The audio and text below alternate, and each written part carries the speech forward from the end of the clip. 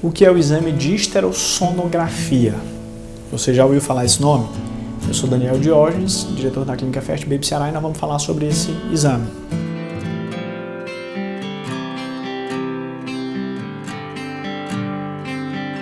A histerossonografia, ela é um exame similar à histerossalpingografia. É um exame feito para avaliar as trompas. Tradicionalmente, o exame mais difundido, mais conhecido e mais fácil de ser feito é a histerossalpingografia.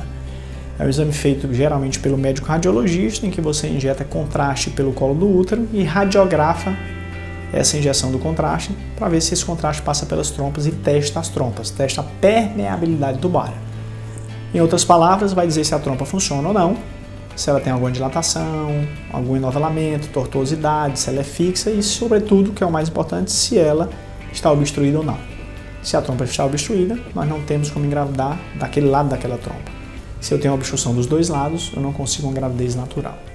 Então esse é o exame mais antigo, mais tradicional e mais difundido, porque a gente encontra nas grandes cidades, nos grandes centros e nas clínicas de imagem Brasil afora e mundo afora. A histerossonografia é um exame que você vai também testar a permeabilidade tubária com injeção de um líquido também pelo colo do útero, só que você vai fazer um ultrassom e não uma radiografia para avaliar a passagem desse líquido. Na histerossalpingografia, você radiografa, um raio-x, e você vai ver a passagem do contraste. Na histerossonografia, por um ultrassom, você vai ver a passagem do líquido que é injetado via vaginal pelas trompas, só que usando um aparelho de ultrassom via abdominal. É um exame menos difundido, mais difícil de ser feito, porque precisa de um profissional que tem experiência em fazê-lo e experiência em laudá-lo, em ter esse resultado. Por outro lado, é um exame bem menos doloroso do que a histerossalpingografia, então isso é bom para a mulher. Mas para você poder utilizá-lo, você teria que ter um profissional habilitado, treinado para fazer aquele exame, e isso a gente encontra pouco, porque é um exame pouco difundido, é só uma questão cultural, mas é um exame que tem uma capacidade de diagnóstico tão boa quanto a histerossalpingografia. Então, se na sua cidade, ou se o especialista que te acompanha confia em algum médico ultrassonografista que faz uma boa avaliação por uma histerossonografia, joia, pode ser uma opção para substituir a histerossalpingografia. Se não temos alguém capacitado para isso, é melhor recorrer à histerossalpingografia. Esses são os dois exames que nós podemos fazer para analisar as trompas. Lembrando, a histerossalpingografia é uma radiografia das trompas e a histerossono é um ultrassom para ver o líquido passando por essas trompas.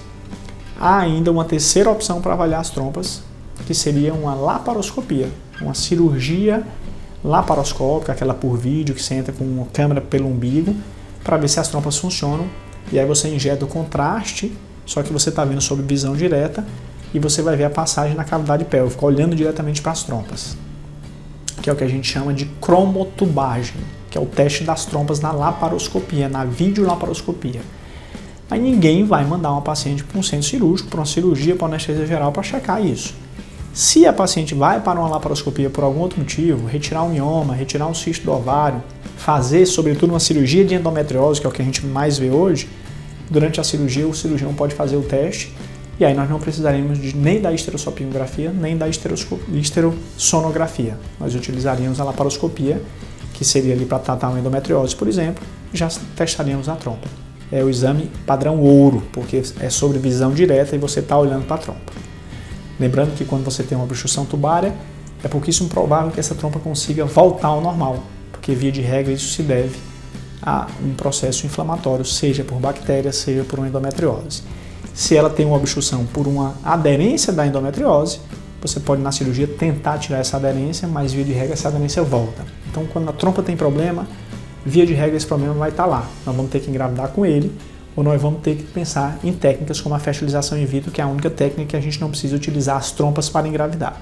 Se você tem uma obstrução tubária bilateral, ou se você fez uma laqueadura, essa trompa está obstruída teoricamente permanentemente. A laqueadura você pode tentar reverter e tentar engravidar, mas na grande maioria das vezes há uma dificuldade de conseguir tornar essa trompa funcionante, e quando você tem uma obstrução realmente da trompa bilateral, não há como desobstruir mecanicamente, essa trompa tem uma lesão do seu epitélio, dos seus cílios, de todas as suas camadas, a opção é ir para a fertilização in vitro. E ainda existe uma situação que é a hidrossalpinge, que é a presença de líquido na trompa, a trompa tem um processo inflamatório, dilata e acumula líquido, aí precisa tirar essa trompa na laparoscopia, porque esse líquido pode refluir para dentro do útero e diminuir a chance de uma gravidez, seja natural pela outra trompa, ou seja, por uma transferência de embrião, porque esse líquido atrapalha a receptividade do endométrio.